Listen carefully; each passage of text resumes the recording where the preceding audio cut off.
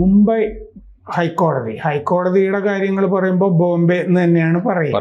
ബോംബെ ഹൈക്കോടതിയുടെ ഒരു വിധി വന്നിട്ടുണ്ട്. അത് CPIM-നെതിരെയാണ്. CPIM-നെതിരെ, അതായത് ഗാസയിൽ നടക്കുന്ന കൂട്ടക്കൊലയ്ക്കെതിരെ ആസാദ് മൈതാനിയിൽ പ്രകടനം നടത്തണം എന്ന് ആവശ്യപ്പെട്ട് ജൂൺ 17 CPIM പോലീസിന് കൊടുത്ത അപേക്ഷ പോലീസ് തള്ളി. ജൂൺ 17 തള്ളി. അതായത് CPIM all India solidarity organisation എന്ന് പറഞ്ഞൊരെണ്ണം തട്ടിക്കൂട്ടിയിട്ടാണ് ഈ അപേക്ഷ കൊടുത്തത്. അപ്പോൾ അത് പോലീസ് തള്ളിയപ്പോൾ ആസാദ് മൈതാനിയിൽ എന്തായാലും ഗാസയ്ക്ക് വേണ്ടിയിട്ട് CPIM ഒരു പ്രകടനം നടത്തണ്ട എന്ന് പറഞ്ഞ് പോലീസ് തള്ളിയപ്പോൾ 2 കാര്യം ചൂണ്ടിക്കാണിച്ചിരുന്നു. ഒന്ന്, അത് ഇന്ത്യയുടെ വിദേശ നയവുമായിട്ട് ചേർന്ന് പോകുന്നതല്ല. 2, ഇത് ക്രമസമാധാന പ്രശ്നം ഉണ്ടാക്കും. അപ്പോൾ അതുകൊണ്ട് പറ്റില്ല എന്ന് പറഞ്ഞ് പോലീസ് തള്ളി. CPIM എന്ത് ചെയ്തു എന്ന് വെച്ച് കഴിഞ്ഞാൽ CPIM ബോംബെ ഹൈക്കോടതിയിൽ കൊണ്ടുപോയി ഹർജി കൊടുത്തു. ഞങ്ങൾക്ക് ഈ ഗാസയ്ക്ക് വേണ്ടി. അത് CPIM ആണോ കൊടുത്തത് അതോ CPIM തന്നെ കൊടുത്തു. CPIM-ന്റെ വക്കീൽ മിഹിർ ദേശായി ആയിരുന്നു. മിഹിർ ദേശായി ഇതേ കാര്യങ്ങൾ പറഞ്ഞു. അപ്പോൾ മിഹിർ ദേശായി എന്നിട്ട് പറഞ്ഞു, ഇത് വിദേശ നയത്തിനെതിരാണെങ്കിൽ പോലും ഞങ്ങൾക്കിത് നടത്താൻ അവകാശമുണ്ട് എന്നൊക്കെ കോടതിയിൽ വാദിച്ചു നോക്കി. ഇതൊക്കെ എടുത്താണ് ഇപ്പോൾ ചവിട്ടുകൊട്ടെ കളഞ്ഞത്. അപ്പോൾ കോടതി പറഞ്ഞു, കോടതി എന്ന് പറഞ്ഞാൽ രവീന്ദ്ര ഗുഗെ, ഗൗതം അങ്കദ് അവരടങ്ങിയ ബെഞ്ചാണ് ഈ വിധിച്ചിരിക്കുന്നത്. അവർ പറഞ്ഞു, നിങ്ങൾ ദേശാഭിമാനികളാകൂ, ബി പാട്രിയറ്റ്സ്. ഇവിടെ രാജ്യത്ത് ഒരുപാട് കാര്യങ്ങളുണ്ട്. ഇവിടെ മാലിന്യ നിർമ്മാർജ്ജന പ്രശ്നങ്ങളുണ്ട്, പിന്നെ മലിനീകരണ പ്രശ്നങ്ങളുണ്ട്, ഡ്രെയിനേജ് പ്രശ്നങ്ങളുണ്ട്, പ്രളയത്തിൻ്റെ പ്രശ്നങ്ങളുണ്ട്. ഞങ്ങൾ ചില ഉദാഹരണങ്ങൾ പറഞ്ഞു എന്നേ ഉള്ളൂ. ഈ നാട്ടിൽ ഈ നാടിൻ്റെതായ പ്രശ്നങ്ങൾ പരിഹരിക്കാതെ കിടക്കുന്നു. അതിനെ ചൊല്ലിയൊന്നും നിങ്ങൾക്ക് ഒരു ഉത്കണ്ഠയും ഇല്ല. പക്ഷെ നിങ്ങൾ 1000 മൈലുകൾ അകലെ കിടക്കുന്ന വേറെ ഏതോ രാജ്യത്തെ പ്രശ്നത്തിനെ പറ്റിയാണ് ഇത് കൊണ്ടിരിക്കുന്നത്. ഇത് നിങ്ങളുടെ പാർട്ടി പറയുന്നതല്ല രാജ്യത്തിൻ്റെ വിദേശ നയം. നിങ്ങളിത് ചെയ്താൽ ഉണ്ടാകുന്ന നയതന്ത്ര പ്രത്യാഘാതങ്ങളെപ്പറ്റി നിങ്ങൾ ഓർക്കണം. ഇന്ത്യയുടെ വിദേശ നയത്തിനെതിരെ നിങ്ങൾ ചെയ്യുമ്പോൾ അതിന് ഇസ്രയേലിലോ പലസ്തീനിലോ ഒക്കെ വേറെ പ്രത്യാഘാതങ്ങൾ ഉണ്ടാവും. അതുകൊണ്ട് രാജ്യത്തിൻ്റെ വിദേശ നയത്തിന് നീങ്ങാതെ നിങ്ങൾ ഈ രാജ്യത്ത് രജിസ്റ്റർ ചെയ്തിരിക്കുന്ന ഒരു പാർട്ടിയാണ്. അപ്പം ഈ രാജ്യത്തെ കാര്യങ്ങൾക്ക് വേണ്ടിയിട്ടാണല്ലോ നിങ്ങൾക്ക് അംഗീകാരം ഒക്കെ തന്നിരിക്കുന്നതും രജിസ്ട്രേഷൻ തന്നിരിക്കുന്നതും. അപ്പം അതുകൊണ്ട് ഇവിടുത്തെ കാര്യങ്ങൾ പറയൂ സഖാവേ എന്നാണ് കോടതി പറഞ്ഞിരിക്കുന്നത്. വിധിയോട് വളരെ വളരെ വളരെ പ്രസക്തമാണ്, കാലികമാണ് എന്നെനിക്ക് തോന്നുന്നു.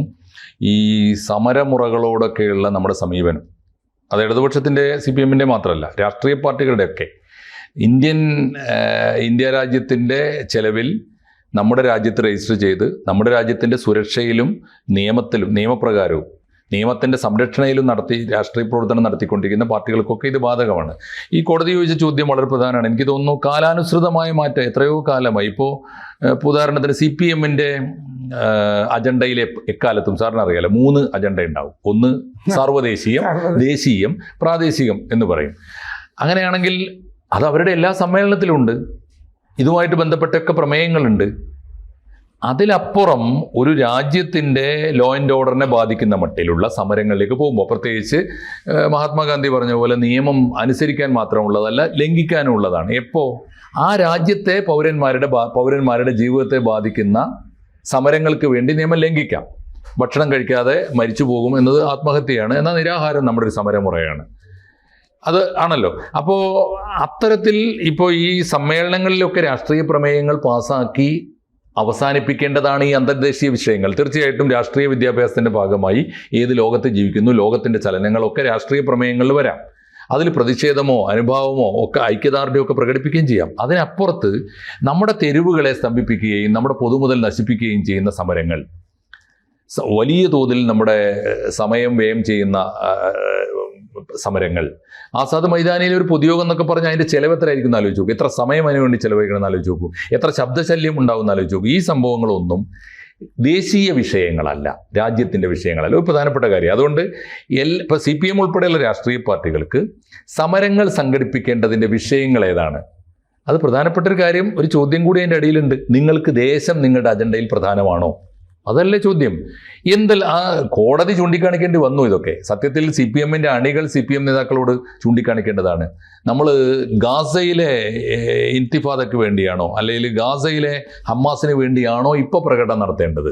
പക്ഷെ എന്താണെന്ന് വെച്ചാൽ ജില്ലാ കൗൺസിൽ മറ്റേ സദ്ദാം ഹുസൈൻ്റെ കൂടെ ചേർന്നിട്ട് ജയിച്ചല്ലോ. അതെ, അതൊക്കെയാണ് വിദേശ നയം കൊണ്ടും നമുക്ക് ഗുണം ഉണ്ടാക്കാം എന്ന് വിചാരിക്കുന്നുണ്ടേ. മുസ്ലിം വോട്ട് ബാങ്കിനെ പറ്റിക്കാം. അതാണ് ഈ പറ്റിക്കലാണ്, ഈ പ്രീണനം, ഈ പറ്റിക്കല്, ഈ തെറ്റിദ്ധാരണ ഉണ്ടാക്കല്, ശ്രദ്ധ തിരിച്ചുവിടല് ഒക്കെയാണ് അതിൻ്റെ പ്രശ്നം. അപ്പോൾ നമ്മളിപ്പോൾ പ്രത്യേകിച്ച് ഇടതുപക്ഷം ഭരിക്കുന്ന കേരളത്തിൽ ജനകീയ പ്രശ്നങ്ങൾ ഉയർത്തുമ്പോൾ ആ ഓരോ മുഷ്ടിയും ചെന്ന് നേരെ ഭരണകൂടത്തിൻ്റെ നേരെ വരും. അപ്പോൾ അതിനേക്കാൾ എളുപ്പം എന്താ?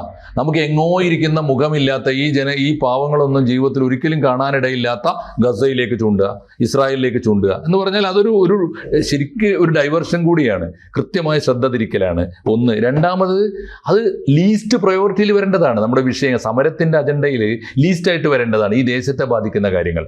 കോടതി തന്നെ ചൂണ്ടിക്കാണിച്ചത് എത്ര പ്രധാനപ്പെട്ട കാര്യങ്ങളാണ്. ഇവിടെ പറഞ്ഞോളൂ, ഇവിടുത്തെ പൊല്യൂഷൻ, ഇവിടുത്തെ ദാരിദ്ര്യം, ഇവിടുത്തെ തൊഴിലില്ലായ്മ, ഇവിടുത്തെ എന്തെല്ലാം അടിസ്ഥാന പ്രശ്നങ്ങൾ. എനിക്ക് തോന്നുന്ന വേറൊന്ന്, എത്രയോ ഇസ്ലാമിക രാജ്യങ്ങളിൽ നിന്ന് ഇപ്പോൾ ഉത്തരവുകൾ വരുന്നുണ്ട് സർക്കാരിൻ്റെ തന്നെ. ഈ ഹിജാബ് നിരോധിച്ചുകൊണ്ടൊക്കെ സ്വതന്ത്രമായിട്ട് വസ്ത്രം ധരിക്കാം പെൺകുട്ടികൾക്കും സ്ത്രീകൾക്കും എന്നൊക്കെ പറഞ്ഞിട്ട് അല്ലേ? അതെ, തീർച്ചയായിട്ടും. ഇതൊക്കെ ഈ വക വിഷയങ്ങൾ ഉയർത്തി എന്തുകൊണ്ട് ഇവിടെയും ഈ മൊല്ലാക്കന്മാര് സ്ത്രീ സ്വാതന്ത്ര്യത്തിന് വേണ്ടി കൊള്ളുന്നില്ല എന്ന് CPMന് ചോദിക്കാം. അത്തരം ചോദ്യം ഈ സാറ് പറഞ്ഞൊരു പ്രശ്നമാണ് ഇതിൻ്റെ കാര്യം. അന്താരാഷ്ട്ര പ്രശ്നങ്ങളിൽ ഇവിടെ ഈ സെൻസിറ്റീവായിട്ട് ഈ പാവം മുസൽമാന്റെ വിശ്വാസത്തെ മുതലെടുക്കാൻ പറ്റുമോ എന്നാണ് ആലോചിക്കുന്നത്. പാവം മുസൽമാന്റെ അടഞ്ഞുപോയ മനസ്സിനെ ഒന്ന് വെളിച്ചം കടത്തി വിട്ടിട്ട് ആഗോളതലത്തിലെ ഏതെങ്കിലും ദൃശ്യം ചൂണ്ടിക്കാണിച്ച് സൗദി അറേബ്യ മാറിയില്ലേ? അല്ല മാഷെ, സ്ത്രീകളെ മോസ്കിൽ പ്രവേശിപ്പിക്കണം എന്ന് പറഞ്ഞിട്ട് CPM ഒരു പ്രകടനം നടത്തുക എന്ന് വിചാരിക്കട്ടെ. മുസ്ലിം സ്ത്രീകളുടെ വോട്ട് ചിലപ്പോൾ കിട്ടില്ലേ? തീർച്ചയായിട്ടും കിട്ടും. അത് അവർ മനസ്സിലാക്കുന്നില്ല. ആരാണ് ഇപ്പോൾ ഇവർ ഈ നവോത്ഥാനത്തിൻ്റെ അടയാളം നോക്കുമ്പോൾ ഒരു സമുദായത്തിനകത്ത് സമുദായ പരിഷ്കരണത്തോടൊപ്പം നിൽക്കേണ്ടവരാണല്ലോ CPM. അങ്ങനെയാണെങ്കിൽ ആരോടാണ് ഐക്യപ്പെടേണ്ടത്? സാറ് ഓർക്കുന്നുണ്ടോ എന്ന് എനിക്കറിയില്ല. ഇപ്പോൾ നാളെ 94 ഈ ജൂലൈ 29 ചേകനൂർ മരിച്ച ദിവസമാണ്. സാറ് ശ്രദ്ധ അത്ഭുതകരമായൊരു കാര്യം, കേരള നിയമസഭയിൽ ഇന്നോളം ചേകനൂർ എന്ന പേര് ഉച്ചരിച്ചിട്ട് ഒരു പ്രമേയം പാസ്സാക്കിയിട്ടില്ല. ഒരു പാർട്ടിയും കൊണ്ടുവന്നിട്ടില്ല. അതിൻ്റെ അർത്ഥം എന്ന് വെച്ചാൽ ചേകനൂർ എന്തിനു വേണ്ടി നിലകൊണ്ടുപോകുമോ അതിൻ്റെ കൂടെ അല്ല, മറിച്ച് ഒരു കാര്യം കൂടി ഓർത്തോളൂ. ചേകനൂർ കേസിൽ ഇപ്പോഴും പ്രതിസ്ഥാനത്ത് നിൽക്കുന്നുവെന്ന് വ്യാപകമായി മലയാളികൾ സംശയിക്കുന്ന മഹാപണ്ഡിതന്മാരും അവരുടെ സഭയും ഒക്കെ ഇവരുടെ വോട്ട് ബാങ്കാണ് ഇപ്പോൾ പ്രിയപ്പെട്ടവരാണ്. അപ്പോൾ ആരുടെ കൂടെ നിൽക്കുന്നു എന്നൊരു ചോദ്യം ഉണ്ടല്ലോ. അതായത് ഈ പുരോഗമനവാദി പുരോഗമന പ്രസ്ഥാനമാണെന്ന് ഒരു വായ കൊണ്ട് പറയുകയും വേറൊരു വായ കൊണ്ട് യാഥാസ്ഥിതികത്വം പുണരുകയും ചെയ്യും. കറക്റ്റാണ്. യാഥാസ്ഥിതികത്വത്തിൻ്റെ കൂടെയാണ് വോട്ടുള്ളത് സാർ. വോട്ട് താണാണല്ലോ പ്രശ്നം. ഇപ്പോൾ ഈ ഹമ്മാസിൻ്റെ സിമ്പിൾ പൊളിറ്റിക്സ് എന്താ? കേരളത്തിലെ ലെഫ്റ്റ്, കേരളത്തിലാണ് ഇപ്പോൾ അവശേഷിക്കുന്ന ലെഫ്റ്റിൽ ഒരു പ്രബലമായ ശക്തിയെങ്കിലും ഉള്ളത്. ആ ലെഫ്റ്റ് ഹമ്മാസിനെ ഉയർത്തിപ്പിടിക്കുന്ന എന്തിനാ? ഇവരുടെ ഒരു തെറ്റിദ്ധാരണയാണെന്ന് ഞാൻ പറയും. കൃത്യമായ തെറ്റിദ്ധാരണ എന്താണെന്ന് വെച്ചാൽ ഇവിടെ ജൂതന് വോട്ടില്ല. ഇവർ കൃത്യമായി ധരിച്ചു വെച്ചിരിക്കുന്നത് ജൂതനും ഇസ്ലാമും തമ്മിൽ ലോകത്തിൽ വലിയ സംഘർഷം നടക്കുകയാണ്, അതാണ് ഫലസ്തീൻ. അതുകൊണ്ട് നമ്മൾ ഇസ്ലാമിൻ്റെ കൂടെ നിന്നാൽ ഇവിടുത്തെ മുസ്ലിങ്ങളുടെ വോട്ട് കിട്ടും എന്നാണ് ഒരു ധാരണ.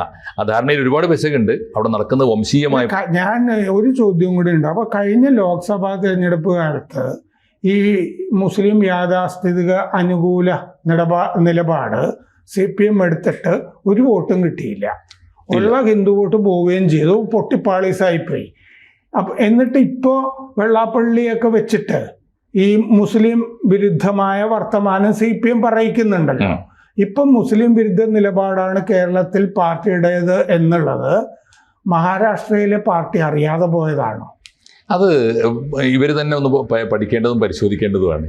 അന്ന് വേറൊരു കാര്യമുണ്ടല്ലോ, കേരളം ഇന്ത്യക്ക് മുമ്പേ സഞ്ചരിക്കുന്നതാണല്ലോ. ഒരു പക്ഷേ അത് ദേശീയ നയമായി വരാനിരിക്കുന്നതേ ഉണ്ടാവുള്ളൂ. പക്ഷെ എന്തായാലും ഇതൊരു വലിയ പാഠമാണ്. അന്ധമായി ഏതെങ്കിലും ഒരു ന്യൂനപക്ഷത്തെ ഒരു കമ്മ്യൂണിറ്റിയെ പ്രീണിപ്പിക്കുന്നു എന്ന തോന്നൽ ഇന്ത്യയെ പോലൊരു രാജ്യത്ത് വ്യാപകമായി ഉണ്ടാക്കിയാൽ അത് CPM പോലൊരു പാർട്ടിക്ക്, കമ്മ്യൂണിസ്റ്റുകാർക്ക്, ഇടതുപക്ഷത്തിന് ഗുണമല്ല ചെയ്യുക എന്ന പാഠം പഠിച്ചല്ലോ. ആ പാഠം ഇപ്പോഴും ഈ പറഞ്ഞ പോലെ ഇവിടുന്ന് ഈ സംജോത എക്സ്പ്രസ്സിന് വണ്ടിക്ക് അങ്ങോട്ട് കയറിയിട്ടില്ല. ഇപ്പോഴും നമ്മൾ കേരളത്തിലെ ബോധ്യമായിട്ട് നിൽക്കുകയാണ്. കേരളത്തിൽ നിന്ന് പാർട്ടിയുടെ അഖിലേന്ത്യാ ജനറൽ സെക്രട്ടറി ഉള്ള കാലത്ത് പോലും ഇപ്പോഴും ആ ബോധ്യം ബോംബെയിലേക്ക് എത്തിയിട്ടില്ല എന്ന് വേണം കരുതാൻ. ഒന്നുകിൽ അല്ലെങ്കിൽ കേരളത്തിലെ മുസ്ലിം കമ്മ്യൂണിറ്റിക്ക് വന്ന ഈ ബോധ്യം ഇപ്പോഴും ബോംബെയിലെ മുസ്ലിം കമ്മ്യൂണിറ്റിക്ക് വന്നിട്ടില്ല എന്ന ബോധ്യം ഇവരെ നയിക്കുന്നുണ്ടാകാം. അതുകൊണ്ട് ബോംബെയിൽ ഇനിയും പഴയ നയം തന്നെ തുടരാം എന്ന് വിചാരിക്കുന്നുണ്ടാവാം. ഇതൊക്കെയാണ് കാരണം. എന്തായാലും വലിയൊരു ഐ ഓപ്പണറാണ്. അത് മാത്രമല്ല, നമ്മുടെ രാഷ്ട്രീയ പാർട്ടികളുടെ നയപരിപാടികളെ സ്വാധീനിക്കുന്ന മട്ടിലുള്ള ഒരു കോടതി വിധിയാണ്. അത് CPMന് മാത്രമല്ല, എല്ലാവർക്കും പാഠമാണ്. CPMന് ഏറ്റവും പ്രധാനപ്പെട്ട പാഠമാണ്. ആയിരിക്കട്ടെ, അത് നമുക്ക് ഗുണം ചെയ്യട്ടെ. കൂടുതൽ വാർത്തകളും വിശേഷങ്ങളും നിങ്ങളിലേക്ക് എത്താൻ ABC മലയാളം സബ്സ്ക്രൈബ് ചെയ്യുക, ബെൽ ബട്ടണും അമർത്തുക.